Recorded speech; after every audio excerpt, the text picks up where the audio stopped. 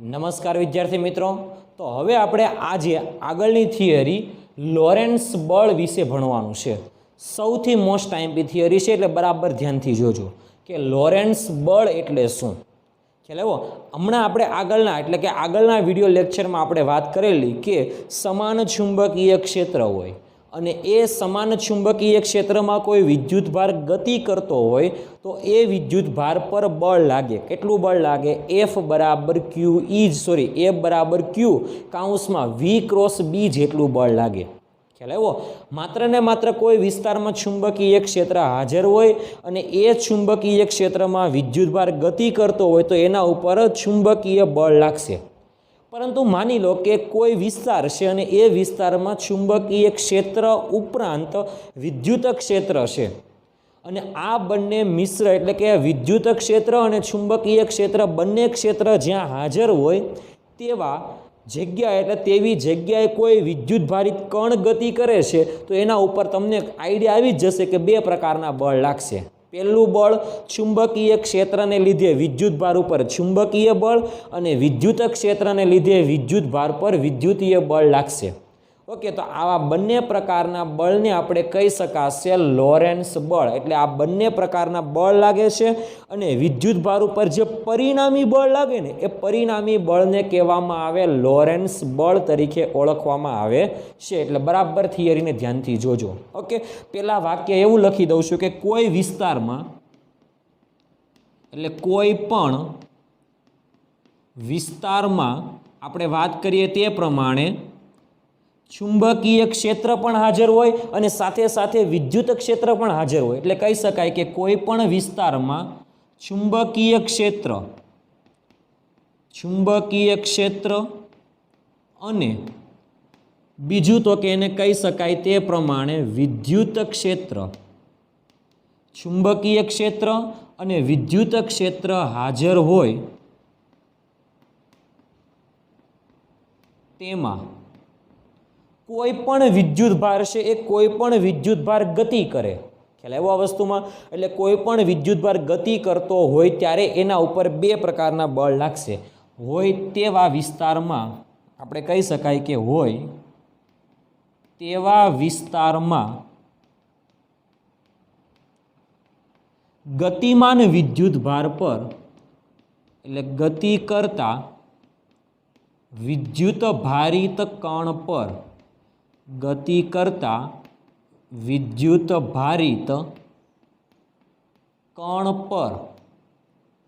વિદ્યુત ક્ષેત્રને લીધે વિદ્યુતીય બળ લાગશે અને ચુંબકીય ક્ષેત્રને લીધે ચુંબકીય બળ લાગશે। એટલા માટે કહી શકાય કે વિદ્યુત ભારિત કણ પર વિદ્યુત ક્ષેત્ર એટલે વિદ્યુત બળ અને ચુંબકીય બળને લીધે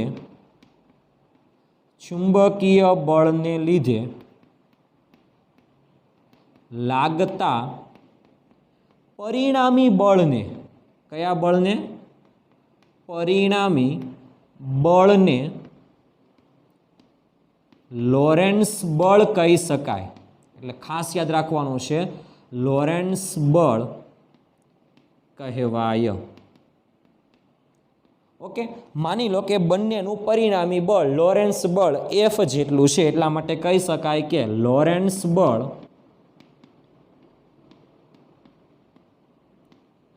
ઇઝ ઇક્વલ ટુ કયા બળનો સરવાળો? વિદ્યુત બળ અને ચુંબકીય બળ, આ બંનેનો સરવાળો। એટલે કહી શકાય કે વિદ્યુતીય બળ પ્લસ ચુંબકીય બળ,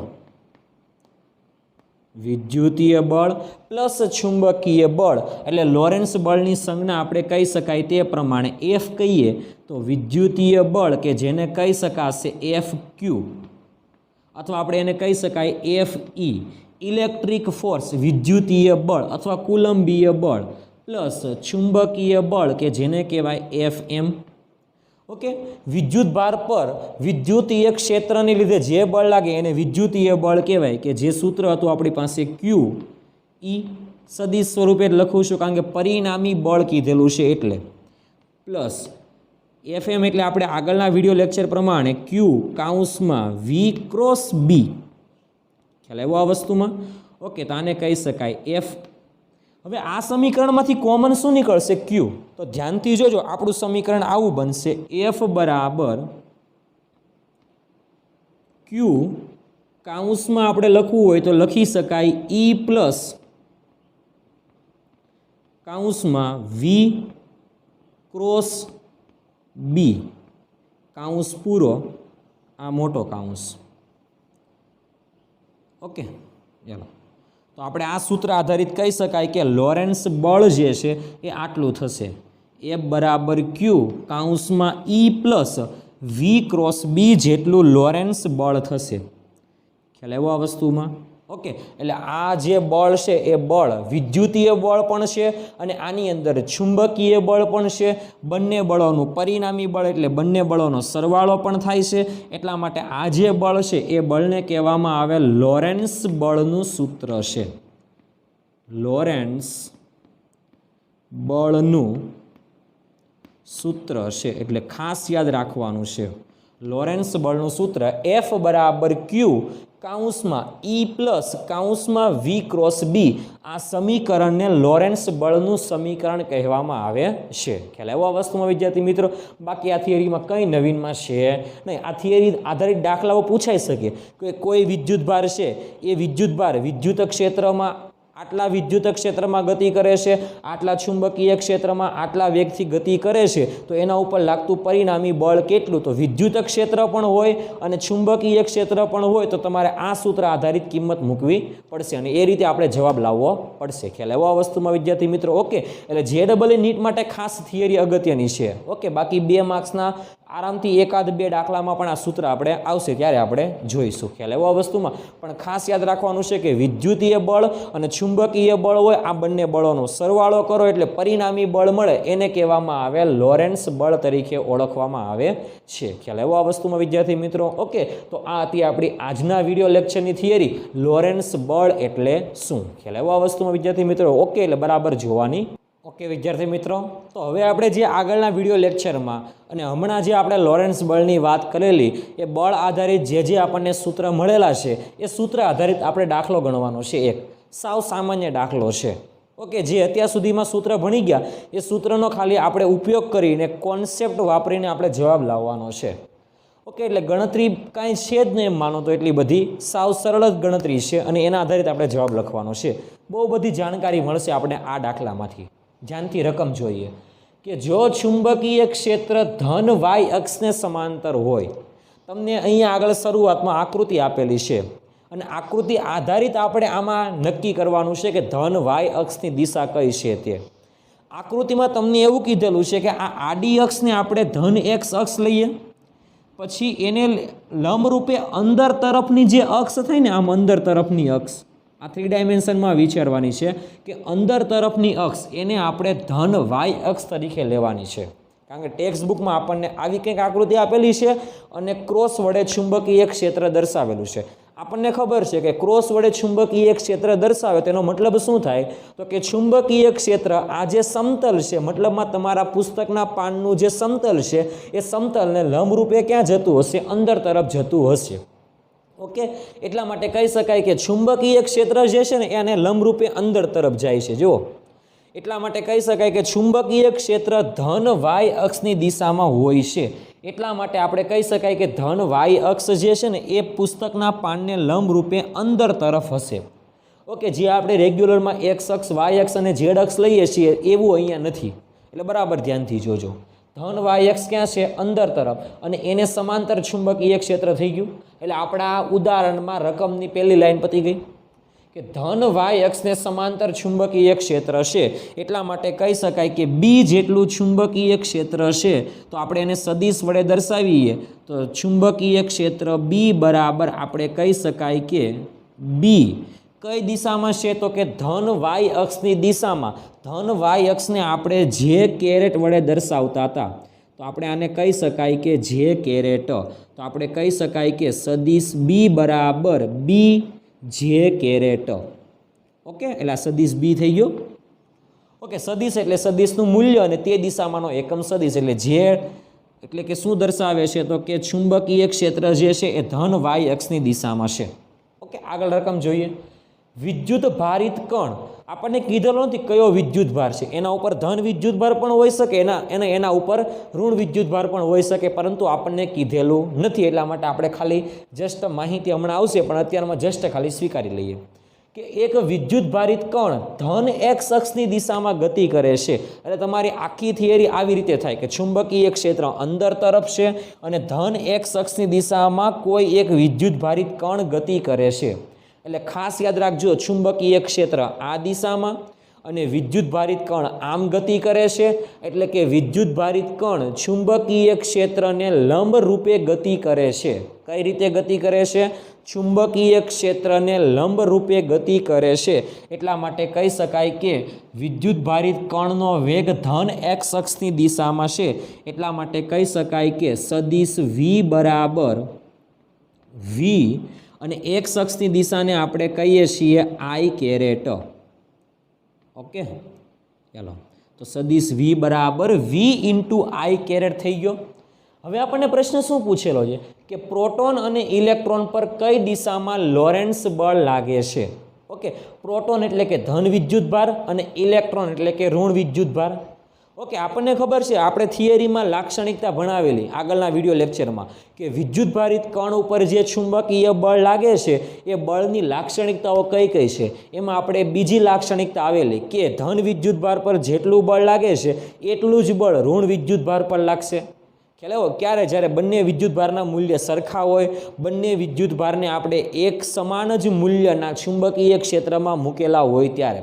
પરંતુ ખાલી ફરક એટલો છે કે ધન વિદ્યુત ભાર પર જે દિશામાં ચુંબકીય બળ લાગે ને એની વિરુદ્ધ દિશામાં આપણે કહી શકાય તે પ્રમાણે ચુંબકીય બળ લાગે છે.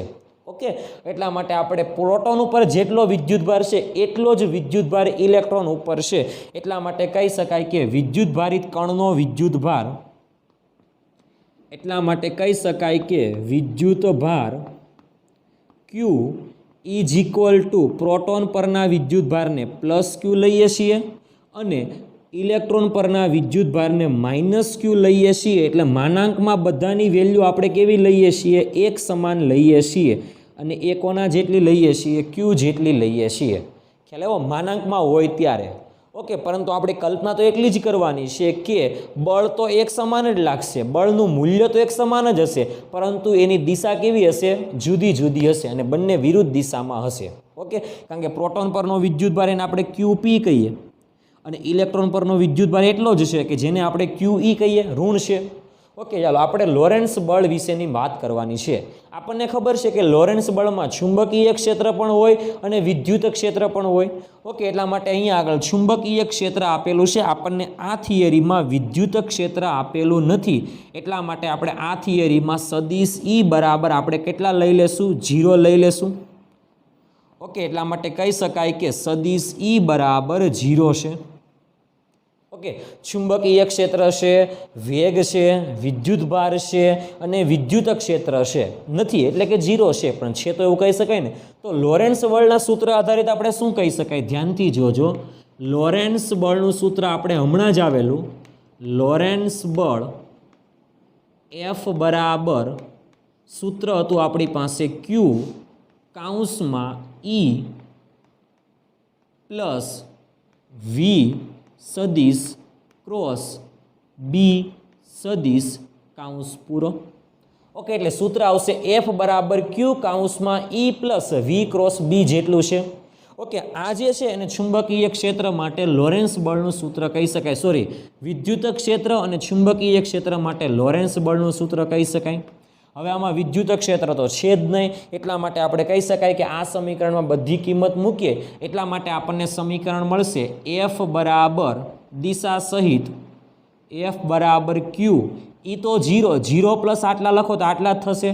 એટલા માટે કહી શકાય કે V સદિશ ક્રોસ બી સદિશ. ખ્યાલ આવ્યો આ વસ્તુમાં? ઓકે, આપણને દિશા માગેલી છે કે લોરેન્સ બળ કઈ દિશામાં લાગે તે. ઓકે, એટલે દિશા મેળવવા માટે આપણે શું કરવું પડશે? તો કે આ બંને જે સદિશ છે એનો ક્રોસ ગુણાકાર લેવો પડશે. ખાસ ધ્યાન આપજો, V અને B થી બનતા સમતલને લંબરૂપે આપણે આગળ પણ વિડીયો લેક્ચરમાં વાત કરી ગયા કે વિદ્યુત ભારિત કણ પર લાગતા ચુંબકીય બળની દિશા કઈ દિશામાં હોય? તો કે V અને B થી બનતા સમતલને લંબરૂપે. ઓકે, પણ કયા નિયમથી? જમણા હાથના અંગૂઠાના નિયમ પરથી પણ મેળવી શકાય અને સ્ક્રૂના નિયમ પરથી પણ મેળવી શકાય. ધ્યાનથી જોજો, આપણો અહીંયા આગળ વિદ્યુત ભારનો વેગ આ દિશામાં છે. ખ્યાલ આવ્યો આ વસ્તુમાં? ચુંબકીય ક્ષેત્ર અંદર તરફ છે એટલે કહી શકાય કે વેગ આ દિશામાં, ચુંબકીય ક્ષેત્ર આ દિશામાં. એટલા માટે આપણે આંગળીને અહીંયા આગળની દિશાથી અહીંયા આગળની દિશા તરફ વાળીએ આંગળીઓને, તો અંગૂઠો ઓટોમેટિક ક્યાં સ્થિર થાય છે?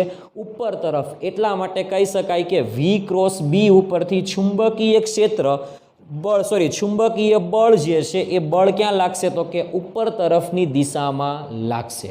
ખ્યાલ આવ્યો આ વસ્તુમાં વિદ્યાર્થી મિત્રો? હજુ એકવાર કહું છું, ધ્યાનથી સાંભળજો કે વેગ આ દિશામાં, ચુંબકીય ક્ષેત્ર અંદર તરફ, તો બળ કઈ દિશામાં? તો કે V અને B થી બનતા સમતલને લંબ રૂપે. હવે આમાં આપણે જમણા હાથના અંગૂઠાનો નિયમ ઉપયોગ કરવાનો. V ને B તરફ વાળવાનું. ઓકે, આંગળીઓને આ તરફ વાળીએ એટલે અંગૂઠો ક્યાં જાય? ઉપર તરફ. એટલે લાગતું બળ કઈ દિશામાં હશે? ઉપર તરફ હશે. એટલે ઉપર તરફ એટલે કઈ દિશા થઈ? તો કે Z અક્ષની દિશા. એટલા માટે આપણે કહી શકાય કે ચુંબકીય ક્ષેત્ર જે છે એ ચુંબકીય ક્ષેત્રમાં વિદ્યુત ભાર ગતિ કરે છે, તો એ વિદ્યુત ભાર એટલે ગતિ કરતા વિદ્યુત ભાર પર લાગતું બળ, એ બળ આપણને ક્યાં મળશે? ઉપર તરફની દિશામાં મળશે. ઉપર તરફ એટલે કઈ દિશામાં? Z અક્ષની દિશામાં. ઓકે, બળની દિશા Z અક્ષ કે જેને આપણે K કેરેટ વડે દર્શાવીએ છીએ. ઓકે, તો આ રીતે પણ આપણે નક્કી કરી શકાય. ઓકે, અંગૂઠાના નિયમ ઉપયોગથી, સ્ક્રૂના નિયમથી પણ મેળવી શકાશે. પરંતુ હવે આપણે શું કરવાનું છે ખબર છે? આમાં આપણે I કેરેટ અને J કેરેટની વેલ્યુ મૂકીને આપણે કરીએ. ઓકે, એટલે આપણું આગળનું સમીકરણ આવું થશે: F બરાબર Q VB. હવે V ક્રોસ B છે તો દિશા નક્કી કરવા માટે Vમાં કઈ દિશા? I caret. Bમાં કઈ દિશા? J caret. એટલા માટે આપણે લખી શકાય I caret cross J caret. Okay, આપણને ખબર છે કે I ક્રોસ J કે જેને કહી શકાય કે K કેરેટ. ઓકે, બે એકમ સદિશો છે એનો કયો ગુણાકાર? સદિશ ગુણાકાર.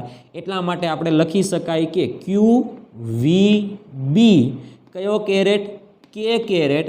માટે લખી શકાય કે ચુંબકીય બળ કે જે લોરેન્સ બળ પણ કહી શકાય, પરંતુ અહીંયા વિદ્યુતીય ક્ષેત્ર નથી. એટલા માટે આપણે કહી શકાય કે પરિણામી જે લોરેન્સ બળ છે એ આપણને માત્ર ને માત્ર ચુંબકીય ક્ષેત્રને કારણે મળશે. અને એ બળ આપણને કઈ દિશામાં મળશે? તો કહી શકાય કે K કેરેટની દિશામાં. અહીંયા આગળથી પણ સાબિત કરી શકાય અને જમણા હાથના અંગૂઠાના નિયમ પરથી પણ આપણે સાબિત કરીને બતાવેલું છે. ઓકે, બંને રીતે સાબિત કરીએ એટલે આપણને ખબર પડી ગઈ કે Q વિદ્યુત ભાર પર લાગતું બળ કઈ દિશામાં છે? તો કે K કેરેટની દિશામાં છે. ખ્યાલ આવ્યો આ વસ્તુમાં? હવે આપણે વાત કરવાની છે પ્રોટોન અને ઇલેક્ટ્રોનની. પ્રોટોન ઉપર વિદ્યુત ભાર -Q અને ઇલેક્ટ્રોન ઉપર વિદ્યુત ભાર +Q છે. તો આપણે આની અંદર કિંમત મૂકવાની થાય તો આપણે આ રીતે મૂકી શકાય કે પ્રોટોન માટે પહેલી વસ્તુ આપણે લખીશું પ્રોટોન માટે વાત કરવી હોય તો કે પ્રોટોન માટે વિદ્યુત ભાર QP = +Q છે. એટલા માટે આપણે અહીંયા આગળ સૂત્ર લખવું હોય તો સદિશ F બરાબર +Q એટલે કે Q Vના બેઠા V Bના બેઠા B ઇન્ટુ K કેરેટ થશે. એટલા માટે આપણે કહી શકાય કે ચુંબકીય બળ જે છે એ પ્રોટોન પર ચુંબકીય બળ એ ધન Z અક્ષની દિશામાં લાગે છે. એટલા માટે અહીંયા આગળ વાક્ય લખું છું કે પ્રોટોન પર બળ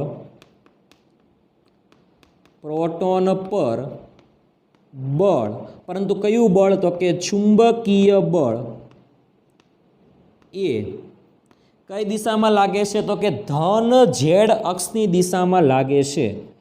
ધન Z અક્ષની દિશામાં લાગે છે.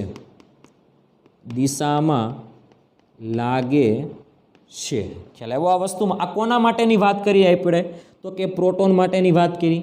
ઓકે, આપણને એટલો તો આઈડિયા આવી ગયો છે કે પ્રોટોન ઉપર જે દિશામાં બળ લાગે એટલું જ બળ ઇલેક્ટ્રોન પર, પરંતુ એની વિરુદ્ધ દિશામાં લાગશે. એટલે આપણને ઇલેક્ટ્રોન માટેનો પણ આઈડિયા આવી ગયો કે ઇલેક્ટ્રોન ઉપર બળ ક્યાં લાગશે? તો કે પ્રોટોન પર જે દિશામાં લાગે એની વિરુદ્ધ દિશામાં. ખ્યાલ આવ્યો? એટલા માટે -K કેરેટ આવશે. ઓકે, એટલા માટે કહી શકાય કે ઇલેક્ટ્રોન ઉપર બળ જે છે એ ઋણ ઝેડ અક્ષની દિશામાં લાગશે. એટલા માટે આપણે જો એ રીતે ગણવું હોય તો પણ ગણી શકાય સામાન્ય લોજિક વાપરીને, અથવા આપણે આમાં કિંમત પણ મૂકી શકાય કે બીજો ટોપિક જે છે એ આપણે લખી શકાય ઇલેક્ટ્રોન માટે. ઇલેક્ટ્રોન માટે શું કહી શકાય તો કે QE is equal to -Q, કારણ કે પ્રોટોન ઉપર જેટલો વિદ્યુતભાર છે એના કરતાં વિરુદ્ધમાં ઇલેક્ટ્રોન ઉપર વિદ્યુતભાર છે. ઓકે, એટલા માટે લખી શકાય QE is equal to -Q. એટલા માટે આપણું સૂત્ર આવે સદિશ F બરાબર -Q VB. કયો કેરેટ આવશે? K caret. પરંતુ અહીંયા -K કેરેટનો મતલબ શું? તો કે ઇલેક્ટ્રોન ઉપર લાગતું બળ જે છે એ -K કેરેટની દિશા, -K કેરેટ એટલે ઋણ ઝેડ અક્ષની દિશા. ઓકે, એટલા માટે કહી શકાય કે સદિશ F બરાબર -Q VB K કેરેટ. એટલા માટે અહીંયા આગળ વાક્ય લખી શકાય કે ઇલેક્ટ્રોન પર ચુંબકીય બળ એ ઋણ ઝેડ અક્ષની દિશામાં, કઈ દિશામાં? ઋણ ઝેડ અક્ષની દિશામાં લાગે છે. ખ્યાલ આવ્યો આ વસ્તુમાં વિદ્યાર્થી મિત્રો? સૌથી સામાન્ય માહિતી છે અને આપણે અલગ અલગ રીતે મેળવી શકાય છે. ખ્યાલ આવ્યો આ વસ્તુમાં? ખાલી દિશાની જ વાત કરેલી હતી. હવે આમાં વિદ્યુત ક્ષેત્રનું મૂલ્ય આપી દે, વેગનું મૂલ્ય આપી દે, ચુંબકીય ક્ષેત્રનું મૂલ્ય આપી દે, વિદ્યુતભાર તો આપણને ખબર છે, કેટલું બળ લાગે એ પણ આપણને આ બંને સૂત્ર ઉપરથી ખબર પડી શકે. ખ્યાલ આવ્યો આ વસ્તુમાં? એટલે આમાં કંઈ જ નવીનમાં છે નહીં, એટલે દાખલાને બરાબર રીતે તૈયાર કરવાનો છે. ખ્યાલ આવ્યો? એટલે લોરેન્સ બળનો દાખલો પણ આવી ગયો અને હમણાં જે રીતે ભણાવેલું તે પ્રમાણે લોરેન્સ બળની થિયરી પણ સૌથી મોસ્ટ આઈએમપી થિયરી છે. ઓકે, એટલે આખો આપણો આજનો વિડીયો લેક્ચર બરાબર રીતે જોવાનો છે અને બરાબર રીતે તૈયાર કરવાનો છે. ખ્યાલ આવ્યો આ વસ્તુમાં? બહુ બધા સૂત્ર આવે છે, બહુ બધા સૂત્રોનું તમારે રિવિઝન વારંવાર કરવું પડશે. ખ્યાલ આવ્યો? અને દિશાઓને આપણે કઈ રીતે નક્કી કરવી તેનો પણ તમને આઈડિયા આવી જવો જોઈએ. ખ્યાલ આવ્યો આ વસ્તુમાં વિદ્યાર્થી મિત્રો? ઓકે, તો આ તો આપણો આજનો લેક્ચર લોરેન્સ બળ અને લોરેન્સ બળ આધારિત આપણું ઉદાહરણ નંબર 2. ખ્યાલ આવ્યો આ વસ્તુમાં? એટલે બરાબર તૈયાર કરજો. ઓકે.